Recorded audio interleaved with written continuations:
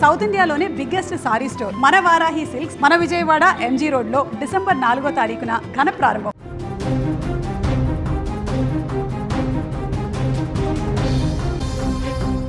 దిత్వా తుఫాన్ శ్రీలంకను అతలాకుతలం చేసింది.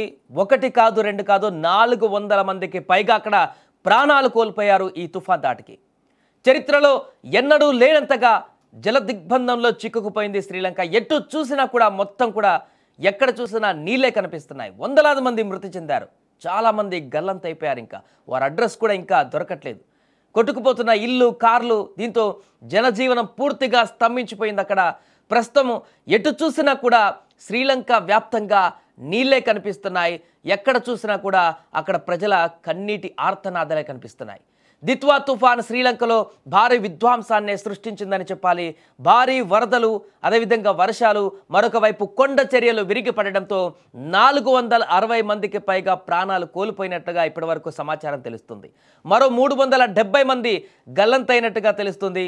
ఒక్క కాండీ జిల్లాలలోనే 88 మంది మృతి చెందగా 150 మంది కనిపించకుండా పోయారు. బదుల్లాలో 71 మంది మృతి చెందారు. ఇంకా మిగతా ప్రాంతాలలో కూడా అలాంటి పరిస్థితి. ఎక్కడ చూసినా కూడా పూర్తిగా ఆహాకారాలు మిన్నంటిపోతున్నాయి. అక్కడ తినడానికి తిండి దొరకడం లేదు. పూర్తిగా నిస్సహాయ స్థితిలోకి చేరుకున్నారు ప్రజలంతా కూడా. ఎక్కడ చూసినా వరద ముంచెత్తడంతో ఇల్లులన్నీ కూడా పూర్తిగా ఆ వరదలో మునిగిపోయాయి. ఇంట్లో ఉన్నటువంటి వస్తువులన్నీ కూడా పాడైపోయాయి. తినడానికి తిండి లేక ఆకలితో అలమటించిపోతున్నారు అక్కడ ప్రజలంతా కూడా. భారీ విపత్తు, చరిత్రలో ఎప్పుడూ లేనటువంటి విధంగా శ్రీలంకలో ఈ యొక్క వరద ప్రవాహం అనేది, దిత్వా తుఫాన్ ఎఫెక్ట్ అనేది అత్యంత భయంకరంగా కనిపించింది. అక్కడ దాని తీవ్రత ఏ రకంగా ఉందంటే అక్కడ ఎంతమంది చనిపోయారో కూడా అప్రాక్సిమేట్లీ ఇప్పటివరకు పర్టికులర్గా లెక్కించలేకపోతున్నారంటే అర్థం చేసుకోవచ్చు. పూర్తిగా ఆ వరద ప్రవాహం కానీ తుఫాన్ ఎఫెక్ట్ కానీ మొత్తం అయిపోయిన తర్వాత ఒక అంచనాకు వచ్చే అవకాశం ఉంది ఎంతమంది చనిపోయారనే దానికి సంబంధించి. ఇంచుమించుగా ఒక 500 మంది ఇప్పటికే మృతి చెందినట్టుగా తెలుస్తుంది అక్కడ ఉన్నటువంటి మీడియాల ప్రకారం. 460 అని చెప్తున్నారు, కానీ ఇంకా ఎక్కువ, 500 కంటే ఎక్కువనే అక్కడ మరణాలు సంభవించాయంటూ కూడా కొన్ని మీడియా సంస్థలు అక్కడ చెప్తున్నటువంటి రిపోర్ట్లు మనకు కనిపిస్తున్నాయి. ఇంకా గల్లంతైనటువంటి వారు వందల సంఖ్యలో ఉన్నారు. దురదృష్టవశాత్తు ఇది 1000 సంఖ్యకు చేరినా కూడా ఆశ్చర్యపోవాల్సిన అవసరం లేదు. మృతుల సంఖ్య అంత దారుణమైనటువంటి విపత్తు చోటు చేసుకుంది అక్కడ. గత 2 రోజుల నుంచి చూస్తున్నాం శ్రీలంకలో పరిస్థితి ఏంటనేది. విపరీతంగా డ్యాములు పొంగి పొర్లుతున్నాయి, నదులు పొంగి పొర్లుతున్నాయి. చిన్న చిన్న కాలువలు సెలయేర్లుగా మారి గ్రామాలను, అక్కడ చిన్న చిన్న పల్లెలను అన్నిటినీ కూడా ముంచెత్తుతున్నటువంటి పరిస్థితి.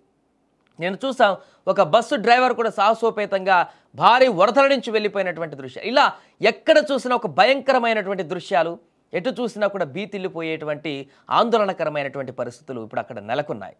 ప్రజలందరూ కూడా బిక్కుబిక్కుమంటూ గడుపుతున్నారు. ఈ తుఫాన్ బారి నుంచి ఎప్పుడు బయటపడతాం, ఎప్పుడు ఈ వరదలు తగ్గుతాయి, ఎప్పుడు మేము కడుపు నిండా అన్నం తింటాం, ఎప్పుడు మా ప్రాణాలను రక్షించుకొని ఎప్పుడు మరలా మా ఇంట్లో కాలం గడుపుతామని చెప్పేసి దేవుడికి దండం పెట్టుకుంటున్నటువంటి పరిస్థితులు అక్కడ ఏర్పడ్డాయి.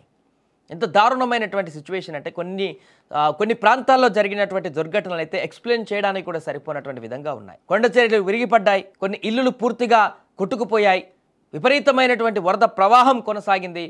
అందులో కొంతమంది కుటుంబాలు చూస్తుండగానే వారు కుటుంబ సభ్యులు ఆ వరదల్లో కొట్టుకుపోతున్నటువంటి దృశ్యాలు కూడా అక్కడ కలత చెందించేటువంటి విధంగా ఉన్నాయి. ముందట కొట్టుకుపోతున్నారు, వారు మరణించబోతున్నారని తెలిసినా కూడా వారిని కాపాడలేనటువంటి పరిస్థితి ఇటువైపు గట్టున ఉన్నటువంటి వారికి ఉంది. వారి హృదయాన్ని జలింపజేసినా కూడా ఏం చేయలేనటువంటి పరిస్థితి.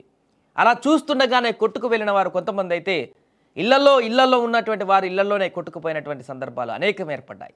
అందుకే మృతుల సంఖ్య ఇంత ఎక్కువగా పెరిగింది, భారీ విపత్తుగా మారింది. 500 మంది సుమారుగా అటు ఇటుగా మృతి చెందారంటే ఎంత విలయతాండవం చేసింది అక్కడ దిత్వా తుఫాన్ అనేది మనం ఒకసారి అర్థం చేసుకోవచ్చు. పూర్తిగా రెస్క్యూ ఆపరేషన్ కొనసాగిస్తుంది అక్కడ ప్రభుత్వం. కొండ చర్యలు విరిగిపడ్డ దగ్గర కానీ, వరద ప్రవాహం అధికంగా ఉన్న దగ్గర కానీ వారందరూ కూడా ఎప్పటికప్పుడు మానిటరింగ్ చేస్తూ రెస్క్యూ ఆపరేషన్ కూడా కొనసాగిస్తున్నారు అక్కడ స్థానిక పోలీసులు కానీ, రెస్క్యూ బృందాలు కానీ వారందరితో. కానీ ఎంత చేసినా కూడా జరగాల్సిన నష్టమైతే జరిగిపోయింది. ఇంకా ఎక్కువ నష్టం జరగకుండా ఉండేందుకు చర్యలు చేపడుతున్నారు. ఇప్పుడు తక్షణ కర్తవ్యం అక్కడ సహాయక చర్యలు. అక్కడ చనిపోయిన వారు కాకుండా బ్రతికి బట్టగట్టిన వారు, తలదాచుకున్నవారు, చెట్లపైన, ఇళ్లపైన, కొండలపైన తలదాచుకున్న వారికి ఆహారంతో అలమటిస్తున్నారు. ఆహారం లేక చనిపోయేటువంటి పరిస్థితులు కూడా ఉన్నాయి కాబట్టి వారికి తక్షణ సహాయం, ఆహారాన్ని అందించేందుకు ప్రణాళికలు రచిస్తున్నారు. అలాగే గాయపడ్డవారు, సమస్యలు ఉన్నవారు, అనారోగ్యంతో ఉన్నవారు వారందరిని కూడా ఉటావుటన ఆసుపత్రి తీసుకువెళ్ళడానికి ప్రణాళికలు చేస్తున్నారు. ఆ రకంగా కొనసాగిస్తున్నారు. కానీ వరద ప్రవాహంతో కొన్ని ప్రాంతాలలో సహాయక చర్యలు చేయడానికి కూడా కొంత ఇబ్బందికరమైనటువంటి పరిస్థితులు అక్కడ ఏర్పడ్డట్టుగా తెలుస్తుంది.